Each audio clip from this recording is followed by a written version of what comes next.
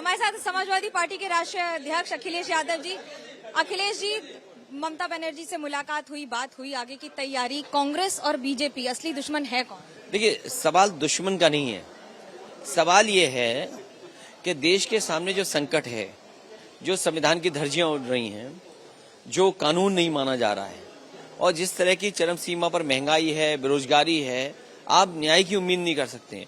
और यूपी जैसा स्टेट, दोनों सरकारें बीजेपी की हैं, उसके बाद यूपी के लोग शिक्षा के लिए परेशान हैं, स्वास्थ्य सेवाओं के लिए परेशान हैं, मेडिकल की फैसिलिटीज नहीं है, आज बिजली का संकट है और महंगाई तो ऊपर से है ही है। तो सवाल ये नहीं कि कौन दुश्मन है, क्या है। पूरी जनता ये चाहती है कि बदलाव हो और खासकर यूपी की सरकारें बदलें। उस दिशा में समाजवादी पार्टी काम कर रही है और 80 में से सबसे ज्यादा सीटें पिछले 2 इलेक्शन में भारतीय जनता पार्टी जीती है। समाजवादी पार्टी की जिम्मेदारी बनती है कार्यकर्ता नेताओं की कि इस बार भारतीय जनता पार्टी का मुकाबला करें। 2 बातें जिसके आधार पर आपको जीत का इतना भरोसा है, बिना कांग्रेस बीजेपी के साथ है, यानी कि बिना कांग्रेस के साथ आएगा। देखिए, कांग्रेस बड़ी पार्टी है, राष्ट्रीय पार्टी है, उसकी भूमिका वो खुद तय कर सकते हैं। जहां तक समाजवादी पार्टी का सवाल है, पिछला विधानसभा चुनाव हम लोग लड़े हैं और अगर हम वोट ऑफ परसेंटेज देखें, जिन दलों को साथ लेकर के चले थे, अभी तक का सबसे अच्छा परसेंटेज जो वोट है इंडिविजुअली अगर हम समाजवादी पार्टी को देखें तो हम 38% तक वोट पाए हैं। अगर हम अलायंस का देखें तो पूरे उत्तर प्रदेश में जो वोट मिला है वो 36% वोट मिला है।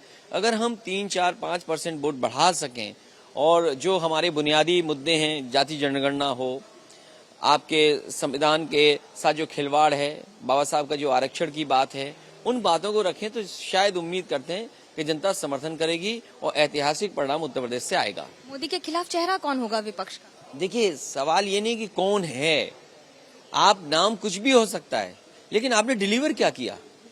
भाई, जिस स्टेट ने आपको प्रधानमंत्री बनाया, किसी एक्सप्रेसवे के लिए बजट नहीं दिया गया, कोई नया एम्स नहीं आया, कोई IIM नहीं आया, कोई नया सैनिक स्कूल नहीं आया, कोई निफ्ट नहीं आया, कोई सेंट्रल गवर्नमेंट का बड़ा इन्वेस्टमेंट नहीं आया है। आप बड़े बड़े MOU कर रहे हैं, 35 लाख करोड़ की आप इन्वेस्टमेंट के सपने दिखा रहे हैं, जमीन पर क्या आया।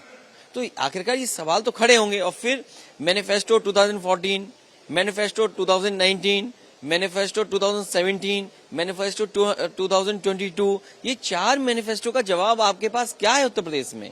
उमेश पाल हत्याकांड में आरोप लगते हैं कि समाजवादी पार्टी ही संरक्षण दे रही है, कैसे देखिए? जो मरा है वो बीजेपी का है।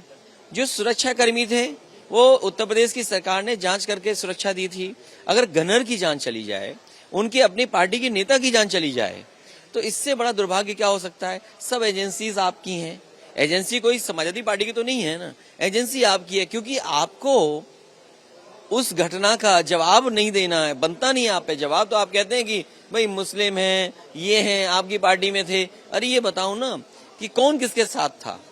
और पिछले उपचुनाव में क्या भारतीय जनता पार्टी ने जिनका नाम, जिन पे आरोप लगा रहे हो, क्या उनका साथ नहीं लिया?